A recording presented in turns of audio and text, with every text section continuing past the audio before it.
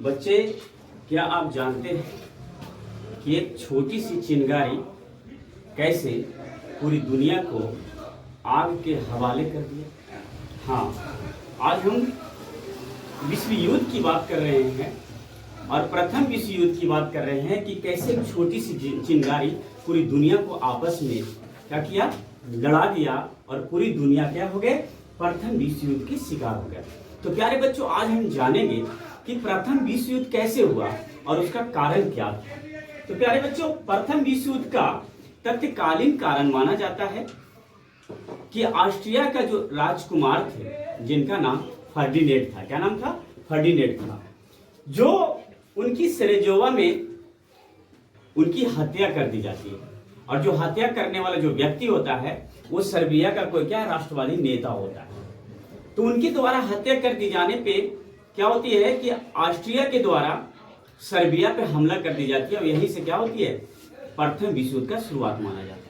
प्यारे बच्चों, जैसा कि आप देख सकते हैं कि प्रथम विश्व युद्ध दो गुटों के बीच में लड़ा गया था।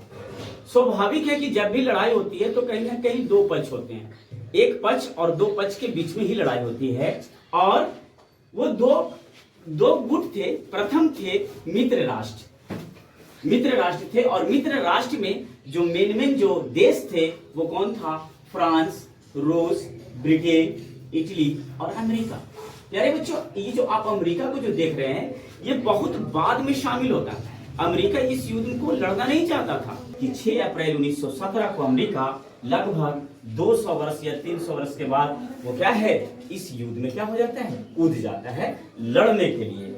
जब इस युद्ध में शामिल हो जाता है तब मित्र राष्ट्र जो है वो शक्तिशाली हो जाता है और अंत में केंद्रीय शक्ति को हार मानना पड़ता है और जर्मनी घुटने टेक देता है। जिस कारण से हम कह सकते हैं कि युद्ध के अंत में क्या होता है, जर्मनी की हार होती है और मित्र राष्ट्र की जीत होती है। और दूसरा गुट था केंद्रीय शक्तियां। केंद्रीय शक्तियां में जर्मनी, ऑस्ट्रिया, हंगरी और ऑटोमन साम्राज्य था। प्यारे बच्चों, केंद्रीय शक्तियां जो थी इसका जो नेतृत्व जो कर रहा था वो जर्मनी कर रहा था। कौन कर रहा था? जर्मनी कर रहा था। और आप देख सकते हैं ये दोनों गुटों में क्या हुआ, लड़ाई हुई। उसका तत्कालीन कारण क्या था? देखिए, 28 जून 1914 को ऑस्ट्रिया का एक राजकुमार थे, उसका नाम था फर्डिनेंड, उसकी हत्या कर दी जाती है बोस्निया की राजधानी सेरेजोवा में। जैसे हमारे पास तो मैप नहीं है, लेकिन ऐसा नहीं है कि मैं इसे समझा नहीं सकता हूं। अगर आप यहां पर देख सकते हैं कि अगर ये ऑस्ट्रिया है, ये क्या है? ऑस्ट्रिया। ये ऑस्ट्रिया है तो ऑस्ट्रिया से यहां पर कुछ दूर बगल में क्या है, बोस्निया की राजधानी सेरेजोवा है। और ये जो बोस्निया की राजधानी जो सेरेजोवा है, ये जो है इसका जो नियंत्रण था, इसका जो पूरी जो कंट्रोल थी, ये ऑस्ट्रिया के ही नियंत्रण में था। किसके नियंत्रण में था? ऑस्ट्रिया के राजधानी में ही नियंत्रण में था। और यहाँ पर एक सर्बिया है। क्या है ये? सर्बिया।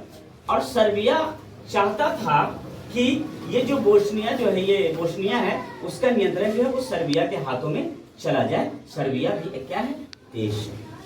तो ये कारण है कि हत्या करने वाला जो प्रिंसिप वो सर्बियाई था, मतलब वो यहाँ का रहने वाला था। और ऑस्ट्रिया के जो राजकुमार थे, मान लीजिए ये राजकुमार घूमने के लिए गए थे सेरेजोवा में, बोस्निया की राजधानी सेरेजोवा में घूमने गए थे और यहाँ का जो है प्रिंसिप जो है वो क्या कर देता है, इनकी हत्या कर देता है। क्या कर देता है? हत्या कर देता है। इसलिए अंत में कहा जाता है कि इसका युद्ध जो समाप्ति जो हुआ वो पेरिस के शांति सम्मेलन में एक सम्मेलन बुलाया गया था जिसमें वर्साई की संधि हुई। और इस वर्साई की संधि के तहत जर्मनी को दोषी माना गया